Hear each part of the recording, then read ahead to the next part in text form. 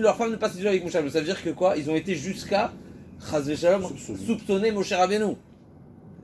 Il y a plus fort que ça, comme haine. Ça montre. On est de toute façon au début des 40 ans. Non, mais 40 ans avant. Oh, 40 ans. Le mec, il est sorti voir Datan Aviram quand il a tué l'Égyptien. C'est pas 40 ans, c'est un an avant. 2-3 ans. Il a tué l'Égyptien, il avait 20 ans. Ah, Datan, quand il a tué l'Égyptien, il avait Chazak. Mais j'ai pas compris, moi il s'isolait avec des femmes, jamais de la vie. Pour répondre à des questions, Ça veut dire Inachami, c'est sûr que. Il est en entretien. Bien sûr que non, a priori non. C'est sûr que. Même sa famille s'est Aujourd'hui, les grands raves, non, il y a toujours quelqu'un avec eux. C'est ouvert, il y a quelqu'un avec eux, il y a une possibilité de rentrer. C'est des femmes, je te montre, voilà, je fais le rave. Mais c'est pas ça suffit pas. Il faut une possibilité de rentrer. Il faut une possibilité de rentrer. Ne pas verrouiller, etc. En tout cas, pour réaliser combien justement il y avait cette haine qui s'est installée, et c'est pas seulement un désaccord.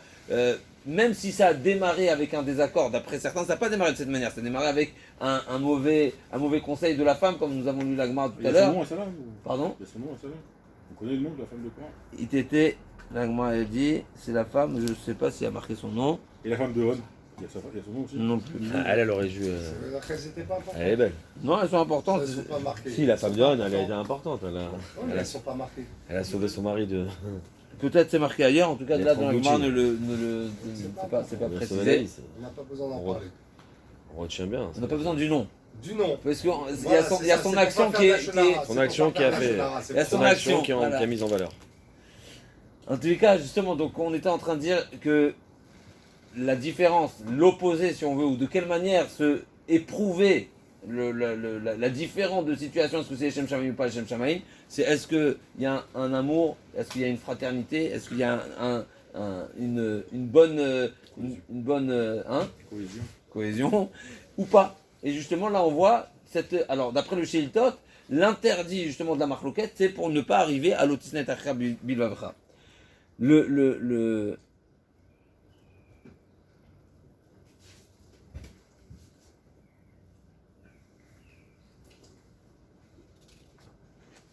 Alors, comme je disais, on va essayer de récapituler et de justement conclure avec ce qu'on a démarré.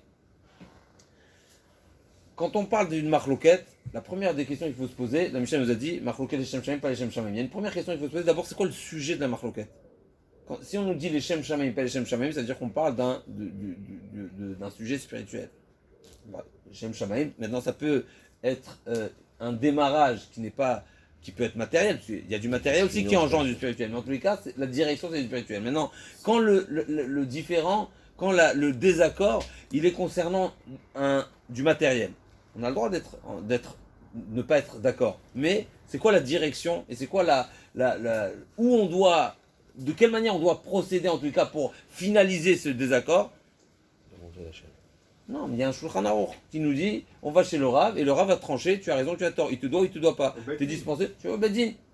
Il y a un Bedin, donc il y a un bien matériel, on a le droit de réclamer son dû, et il n'y a pas de problème et au contraire, c'est une mitzvah de Shoftim Shotrim Titen Lecha, et la Mishpatim Asher Tassim Lifnehem, sans parler de la paracha, mais j'ai le droit de revendiquer mes droits. Et d'ailleurs, on a cité souvent, dans certains cas, j'ai même la possibilité de me faire justice tout seul. On va pas le dire, mais dans certains cas, on a même le droit, mais c'est juste pour pousser le bouchon un petit peu, juste pour réaliser que quand il y a un bien matériel à défendre, dans certains cas, d'abord, la Torah ne dit pas de pardonner et d'offrir. Non, on a le droit de revendiquer, on a le droit de réclamer ce qui nous revient, et on se trouve au Bedin, ou bien on n'a pas besoin d'aller jusqu'au Bedin du grand rabbin. Il y a aussi d'autres manières, ce qu'on apprend dans la Gemara de Sanhedrin, il y a aussi la notion de psharat, d'un certain compromis. On peut aller voir un ami qui est accepté sur tous les deux, il aura sa façon de voir les choses, encore une fois, c'est aussi une forme, c'est pas après certains, c'est pas comme ça qu'il faut faire, mais en tout cas, on retiendra que c'est une mitzvah de faire un compromis, justement, et toujours quand il y a une personne extérieure au conflit, il y a un œil plus objectif, surtout quand c'est un bien-aimé des deux parties se mettent d'accord d'aller voir un médiateur, d'aller voir et de faire un compromis, c'est le top. Et, hein? Égypte. Pardon? L'Égypte. Pourquoi? Il a même inventé les médiateurs. Hein? Ça a toujours, bien sûr, il y a toujours, hein? Le médiateur. Je dis, on a toujours été en avance. Même à l'époque, on a inventé les médiateurs. Aujourd'hui, ils sont là grâce à nous. Ah, non, le médiateur, c'est une mitzvah, c'est marqué, comment c'est marqué dans le passouk? Hein, de quel passouk on apprend la pshara? Moi, j'ai retenu que la race d'aller avec Bedin. Non, je te raconte. Pas bien le médiateur. Je vous tue, hein, vous avez tous envie de rentrer. Hein, S'il y a moins de conciliation, Non, s'il y a la possibilité de race, il concilier faut avant. aller devant un Bedin de 3 personnes. Je fais durer. Mais non. Si c'est pour du matériel. Il y a une mitzvah, même pour Oui, le on avait dit que c'est une matériel. mitzvah, mais les khatrina, il faut aller au Bedin. Ma pitom. Il sait, on doit y aller, salut. On est posek mitzvah, Ensuite. c'est une mitzvah de proposer la pshara, et c'est une mitzvah, c'est bien de faire la pshara. Je cherche le passouk. Rabbi Usha ben Kocha Omer mitzvah livtsoa, c'est comme ça qu'on retient la halakha, écoute bien, chez Nema, emet ou mishpat, shalom, shiftu bisharechem, juger emet ou mishpat, donc c'est la justice et la droiture, pardon, et la justice, veshalom, et la paix. La Gemara elle demande, s'il y a de la justice, il n'y a pas de la paix. La paix et la justice, c'est deux directions complètement Mais différentes. la justice doit apporter la paix. Oui, mais en général, si la justice, elle est... sera toujours. Oui, qui si sera la- lésé. si par la rapport à justice, sa elle est façon de stricte- penser. Mais s'il applique On la est de côté, halakha et de les côté. lois, il n'est pas lésé. C'est vrai aussi, d'après un certain avis aussi, c'est répondu aussi de cette manière-là, parce que la Gemara dit que finalement, si je sors du Bedin coupable, je dois remercier le Bedin qui m'a inculpé, coupable. parce que sinon j'aurais été voleur. Juste Ouais. pour là. Ça veut dire, c'est sûr qu'il y a un certain shalom qui est créé, mais on va retenir que la manière d'être d'Oresh ce pasouk, d'interpréter ce pasouk, Hein? c'est que le jugement strict, c'est pas la façon la plus Harmonieuse. la plus harmonieuse, Razak. Hein? Et donc le shalom, c'est quand on fait une pshara, quand c'est qu'on fait un compromis, parce que c'est vrai que il y a un sentiment de De vol. De vol. Pourquoi? Parce que la personne qui est lésée, elle se sent voler. Non, mais Alors encore une fois, on parle pas d'un cas où il y a un voleur, il y a Non, un- mais- il y a un- il y a un- Voler, c'est un grand mot. Ça prend plein de choses. Ça veut dire qu'elle se sent lésée. Il y a quelque chose qui est revendiqué, qui lui est pas acquis, qui lui est pas donné. Et Oui, de mais par cette souvent, chose- alors juste pour, on va pas, Ouais, j'aurais pas d'accord, tous les ok. éléments maintenant, mais non, Au cours. en En gros, direct. en gros, le cas où la situation où on fait une pshara, c'est quand il y a une incertitude, il y a une manière qui justement n'est pas tranchante. Lui il a raison, lui il a tort. Aujourd'hui, surtout la justice en France. Bon, vous êtes avocat, vous êtes. Non, je suis rien du tout. Ah, d'accord. J'ai cru. T'as vu ou pas, David?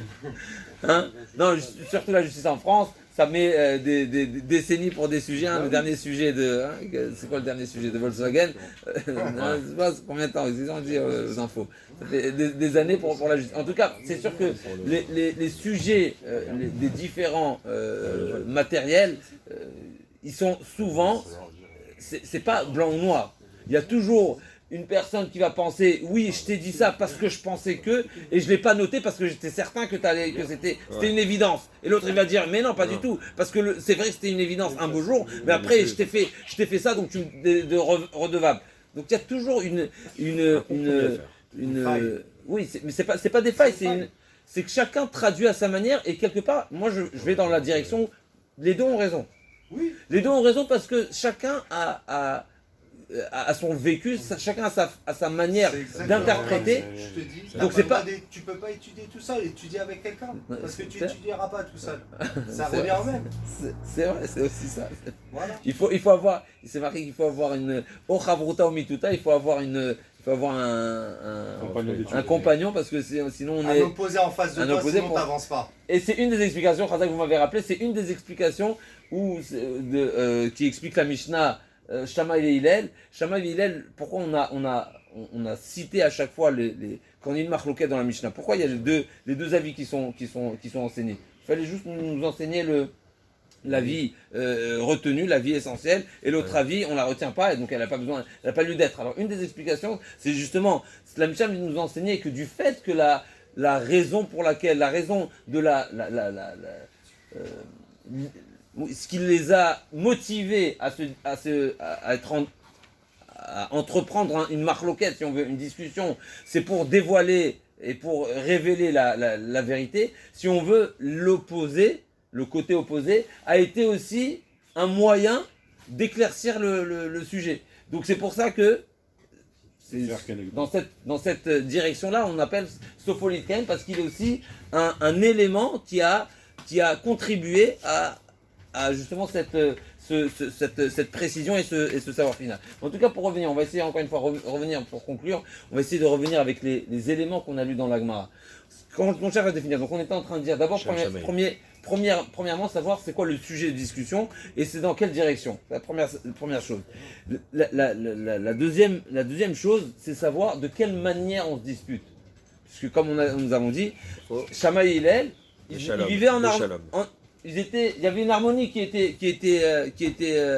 vécue. Donc ça veut dire, si dès le moment a priori où je vois que le désaccord amène à une dispute qui va s'exprimer avec la colère, des fois il peut avoir des. Non mais qu'est-ce qui définit la colère encore une fois? Il y a une colère positive. Si c'est personnel, alors là c'est la dispute. Si c'est le sujet, si c'est le sujet qui nous enflamme, ça va. Si c'est personnel sur la personne, c'est que le sujet qui m'enflamme. Les poskim. Oui, mais des fois, ça t'arrive. Non, moi je suis pas enculé, j'ai rien contre personne. Oui, mais t'arrives à. Quand tu es peut-être à fond dans le sujet, t'arrives sur la personne. Amen. Tu peux dévier sur la personne. Non, c'est bien, bon, prochaine, c'est bien. En tout cas, les poskim disent. Les poskim disent. Les poskim disent que tant qu'il y a un moyen de prouver à l'autre ou de prouver que sa position est juste, alors là, on a la possibilité d'avancer. Dès le moment où on réalise que chaque position, elle est statuée et il n'y a pas de quoi prouver ou que l'autre accepte mon argument, finito. Ça, c'est à ce moment-là tu lèves. C'est-à-dire dès le moment où même celui qui a raison, il y a une limite jusqu'à où défendre ses propos.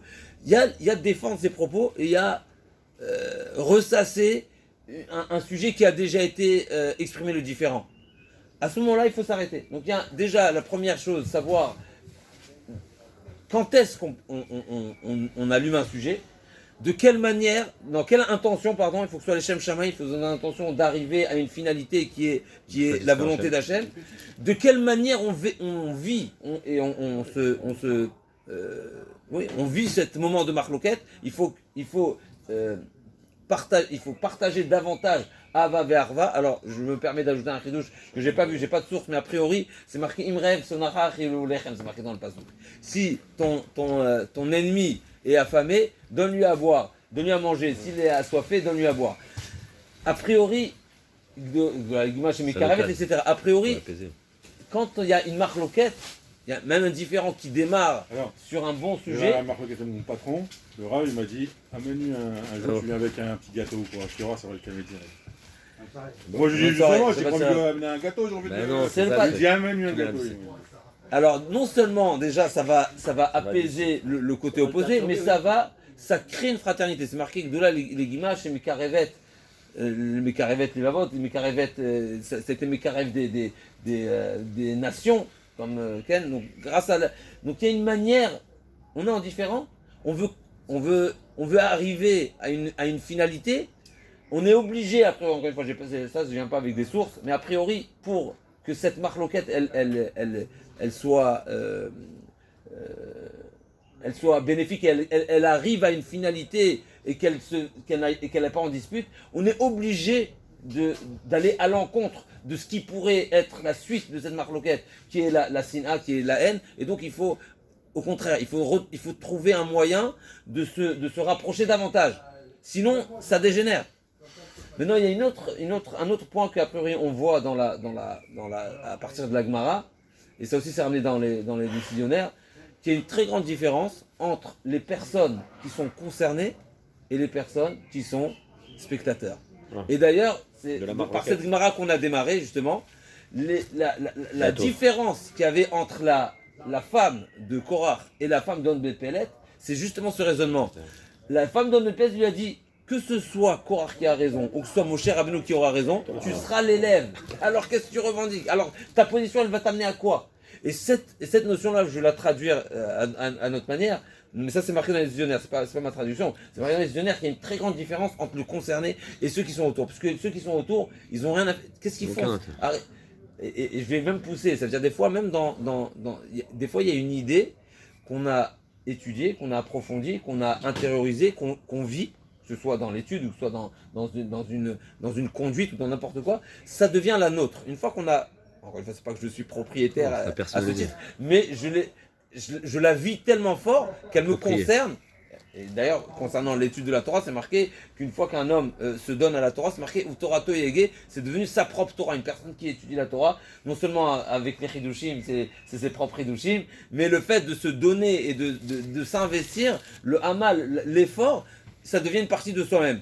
Quand on a un différent qui concerne deux personnes, et les deux personnes sont liées, sont concernées directement, les personnes qui sont autour, mais ils sont seulement spectateurs. S'ils sont seulement spectateurs, ils n'ont rien à faire. Et ils sont là, au contraire, que pour...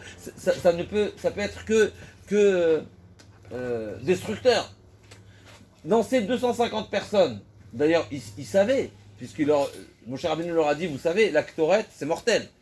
Je vous ai donné les encens, et on a l'exemple de... Nadav Avihu.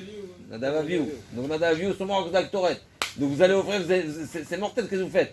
Donc là, qu'est-ce qu'elle a fait la femme d'On Bepelet? On Bepelet, elle a réalisé, il y a deux partenaires, il y a deux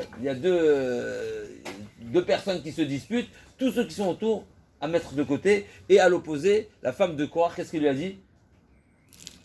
Elle a dit quoi? Va habiller tout le monde. Ça veut dire quoi? Et là, on va pousser encore dans ce raisonnement.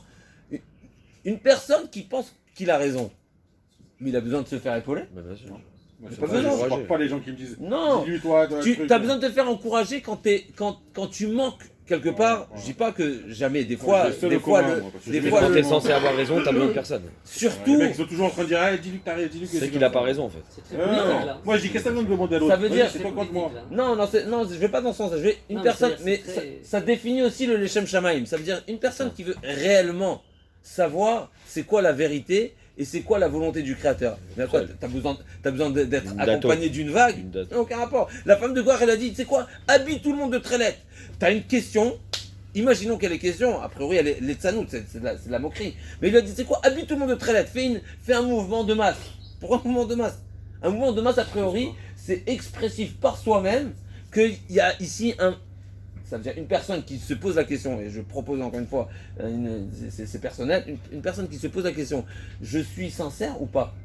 Eh bien, par tous ces points-là, qui sont cités, entre autres, de quelle manière je vis mon relationnel avec la personne, de quelle manière je véhicule cette idée, est-ce que je me fais aider par des personnes qui sont hors sujet, etc. Tout ça, c'est des moyens de réaliser où je me positionne. Et entre autres, justement, de la femme de Korach, on voit que, et c'est ce que la Torah nous dit, que Korach est venu parce que lui, il a un problème, quelque part, lui, disons qu'il a une vraie Tana, comme on a dit tout à l'heure, il a un argument qui vaut quelque chose. Il prétend être plus âgé, être à la hauteur. Ok, tu prétends que tu es à la hauteur. Qu'est-ce qu'ils ont à faire, 250 personnes? Qu'est-ce qu'ils ont à faire? Ils n'ont rien à faire. Seulement lui, il a démarré par peut-être quelque chose qui était les Shem Shamaï, mais il a demandé à être accompagné par des personnes qui justement, ils étaient hors sujet. Et là on revient, même s'il y a un départ de l'Eshem Shamaïm, il y a un moment où il faut savoir stopper, il y a un moment où, encore une fois, savoir se retirer dès qu'elle est... retirer, et justement, le fait déjà d'amener du monde, qu'il y a une haine qui commence à être, ça devient personnel, alors là c'est déjà un moment où il faut stopper, et justement, pour revenir à Shammai Hillel, c'est marqué, Elouvel ou Direi Elokim Chaim, la Gemara demande, c'est quoi la discussion profonde entre Shammai et Hillel? Est-ce que l'homme valait la peine de créer ou pas? C'est une des discussions, ils étaient en différents pendant longtemps, Chazak, mais il y a encore un point concernant la halacha, de quelle manière on tranche la halacha. Dans la Torah, c'est marqué. Ah oui, après, Bat-Kol, elle est venue, elle a dit comme il est, parce qu'il est mégater. La Torah nous dit Après Rabim Neatot. On devra se plier à la majorité. D'ailleurs, les fois où Hillel était majoritaire, eh ben, il a mérité à ce que la halakha soit décidée comme lui. En tout cas, justement, la question était est-ce qu'on va selon la majorité en nombre ou en niveau?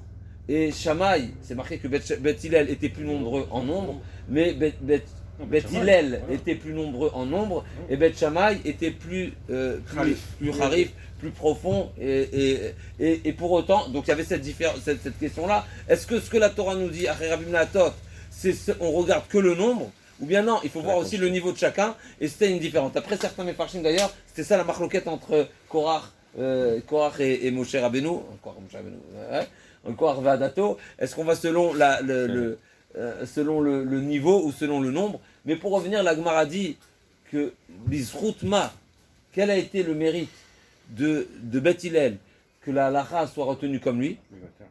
Alors la Gemara nous dit, je vais vous citer. Et citer la vie de Hillel avant. Alors la Gemara elle dit une phrase mais qui a priori 3 détails. Alors j'ai vu le Ben Yehoyada détail c'est quoi les deux précisions. Mais a priori il y en a 3, c'est marqué comme ça. C'est Nochim ve Olvim. Ils sont faciles à vivre et Olvim c'est qu'ils sont sauvel. Ils supportent. Première chose. Deuxièmement, Shonim divrehem ve divrei chavrehem ve divrei Shammai. À chaque fois qu'ils dans leur étude, ils rappelaient toujours la vie de Beth Shammai. Et non seulement qu'ils rappelaient, mais en plus ils étaient Magdim, ils devançaient. Alors, qu'est-ce que ça veut dire qu'il est cité, il est devancé? Ça veut dire qu'ils étudiaient la vie de Beth Shammai. Beth Shammai, d'après le Ben Yehoyada, on va voir tout de suite, d'abord c'est quoi la traduction première? C'est qu'ils étudiaient la vie de Beth Shammai. Beth Shammai, par exemple, les premières Mishnayot de Brachot, l'un pense le Kriyat Shema, ou Shor Becha ou Kumecha, ça fait allusion à l'heure à laquelle on doit le lire, et ça c'est Beth Hillel, et Beth Shammai dit, c'est est-ce qu'on le lit assis, debout ou couché, c'est-à-dire qu'il y a une marloquette, comment interpréter le pasouk. Et on voit que la Mishnah nous dit que Beth Hillel cherchait à répondre la dracha que Beth Shammai faisait, il cherchait à la répondre. Ça veut dire qu'il prenait au sérieux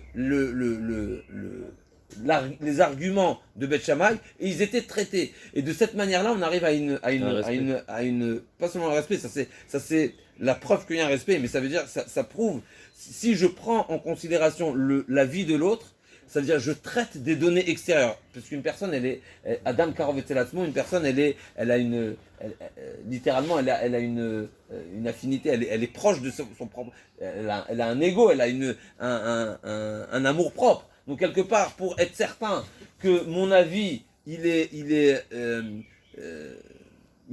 juste, je suis obligé de me détacher quelque part et de sortir de ma propre personne, de m'intéresser à ce que l'autre dit, et c'est à ce moment-là que je pourrais réaliser si réellement ce que je dis est juste ou pas. Donc Beth Hillel avait cette force-là, que Beth Shammai non, et ça c'est très intéressant, qu'ils allaient approfondir les propos de leur adversaire, de Beth Shammai, et c'est de cette manière-là qu'ils ont mérité. Mais il y a 2 autres points, c'est marqué, c'est marqué Nochim ve'olvim. Nochim ve'olvim, le Ben Yehoyada, il dit que c'est 2 qualités.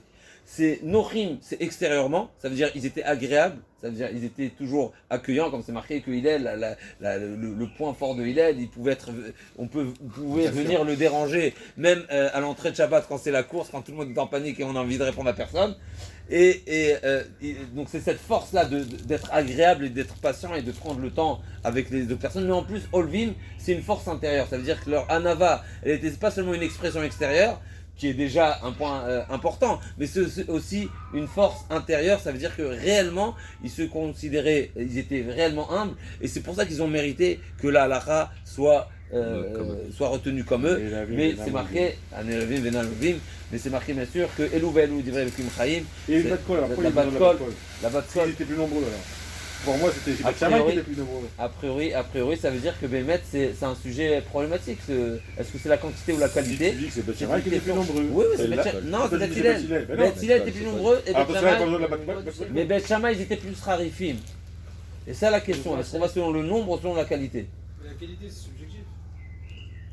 peut pas se dire qui est mieux que l'autre, on sait pas. Bah, si, non, ça veut dire c'est la Gemara, non, si, on peut savoir. Une personne qui est plus intelligente que l'autre, ça se voit, ça se trouve, ça se non, mais il y a juge. Oker Harim et Raoul Ben Bacha ou les Raoul Yosef, tu peux savoir ce qui est plus intelligent, c'est pas les mêmes. Non, je pense pas. Non, c'est deux domaines, mais la profondeur, justement, la profondeur est un élément. C'est marqué dans la Gemara, juste pour l'exemple. La Gemara dit qu'il y a plusieurs Tanaïm, plusieurs Rabbanim qui étaient tellement profonds que c'est marqué que les Chachamim qui étaient différents avec eux, ils étaient d'accord que l'eau yordim les sauf d'atam. Soit Rabbi Meir, soit Rabbi Eliezer, soit plusieurs Tanaïm.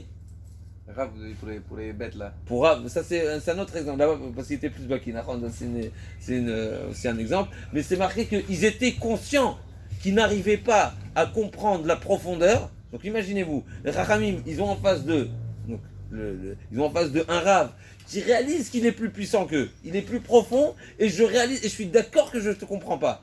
Eh ben, on n'est pas posé que la halakha. Comme quoi, la halakha, la décision halakhique, elle n'est pas selon la profondeur des choses, mais c'est une anaga, c'est un comportement. Et pour le comportement, il faut que ce soit quelque part un petit peu plus rationnel, même si on ne comprend pas la profondeur. C'est pour ça que la halakha n'est pas comme Marisa là. C'est peut-être une explication un petit peu superficielle, mais c'est vrai que quand la Gemara face à la Kabbalah, on va selon la Gemara, c'est peut-être aussi cette, ça va peut-être aussi dans cette direction.